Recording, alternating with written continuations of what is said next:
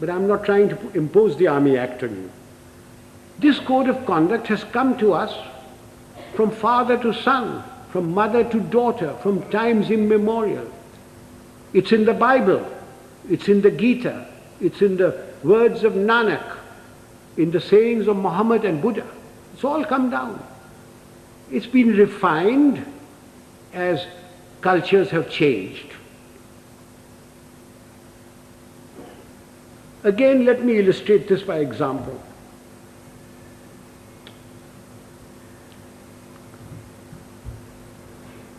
Non-punctuality is an act of ill discipline which is injurious to the state, injurious to its people.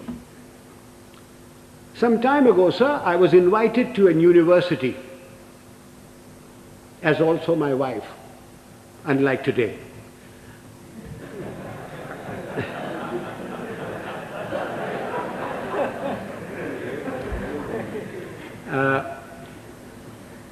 I was called there at a convocation at 5 o'clock in the evening.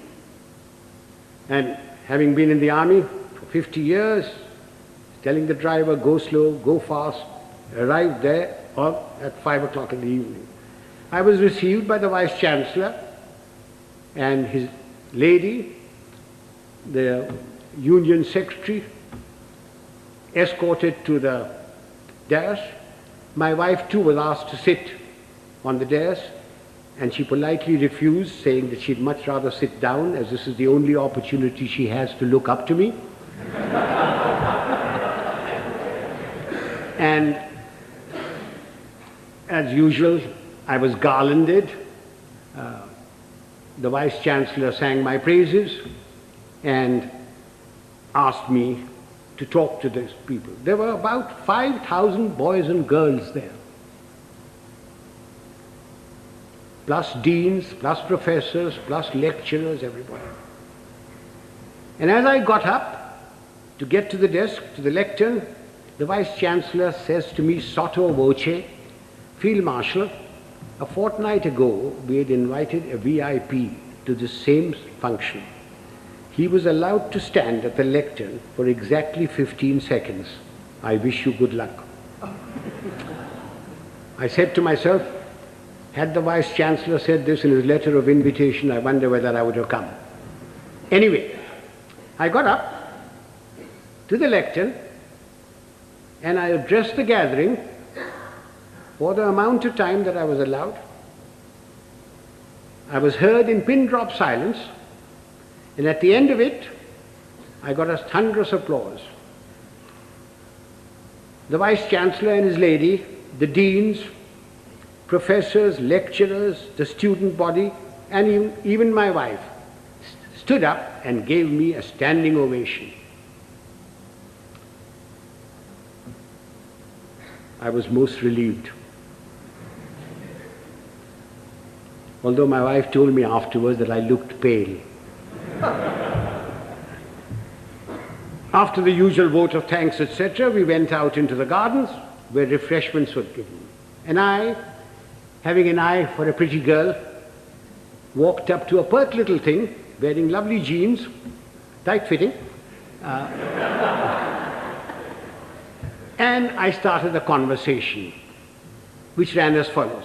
I said, my dear, why were you so kind to me today, all of you? I not having the looks of Rajesh Khanna or Amitabh Bachchan, or a speaker like M.G. Ramachandran, when only the other day you were so rude to a VIP. And she said, I quote,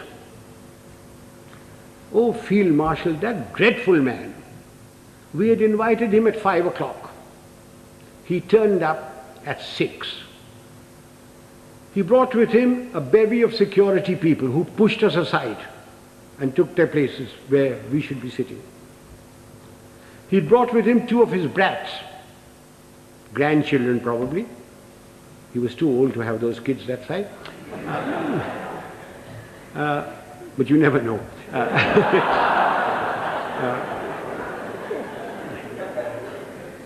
He was received by the Vice Chancellor and lady. He was the Union President garlanded him, and he demanded garlands for his two brats. The Union President, being very flexible, diverted the garlands for the Vice Chancellor and his lady to these brats. And then the Vice Chancellor sang his praises, saying how fortunate we were that he had come here, that he has done so much for the country. And all the while, this man sat there. He had come unwashed, unshaven, wearing a dhoti, exposing 4/5 of his leg, scratching away. And the Vice Chancellor said that the worthy had been to jail. When he said that, the girl said, I almost shouted he should be there now. Then the Vice Chancellor asked him to go to the lectern and to talk to us. So he picked up the lemonade or limca or whatever was there, which belonged to his female offspring, and took a sip, which started a howl. When that subsided, the worthy came to the lectern and said, friends and well-wishers, I have not had time to prepare my speech, but my secretary has written something for me, and he produced a whole heap of paper.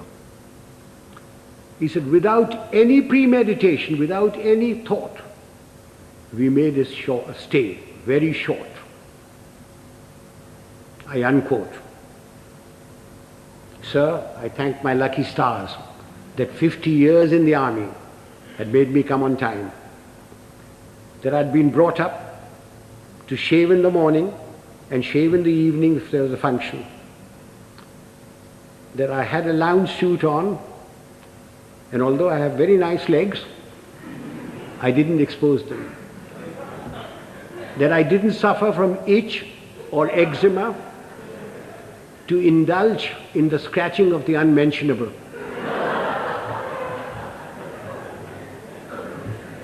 Now do you see what I mean by ill discipline? Had the worthy come on time, according to the program, talked to the people and given them advice, can you imagine what a lot of good it would have done? Instead of that, his act of ill discipline produced more ill discipline. Now this is not a matter to be laughed at and forgotten. We people in India are terribly ill disciplined. We think because we've got freedom that we can do what we like. I do not stop you from criticizing, to standing up for your rights. I think it's your duty to do it.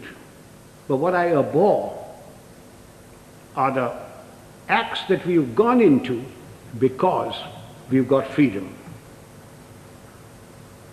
Why do we have to spit pan all over? Why do we have to write on doors and things? Why do we have to keep staircases dirty and filthy? Why do we have to throw garbage in somebody else's compound? These are all acts of ill discipline. It is because of these acts of ill discipline that you have corruption, you have smuggling, you have all sorts of things. Even animals in Tanzania are better disciplined. I went there 4 years ago and I saw lions, lionesses, zebras, etc. They were all so disciplined. If the lion wanted to do his stuff, he went behind cover. He didn't spit. I came back from Tanzania. I arrived at Bombay airport. I cleared my baggage, and as I was walking out, there was a big, fat slob of a man who squirted damn pan on my trousers.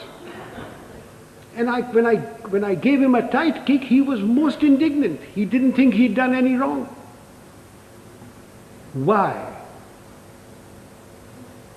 Why do we tolerate it? So much for discipline. So everybody's been extremely well disciplined so far. Will you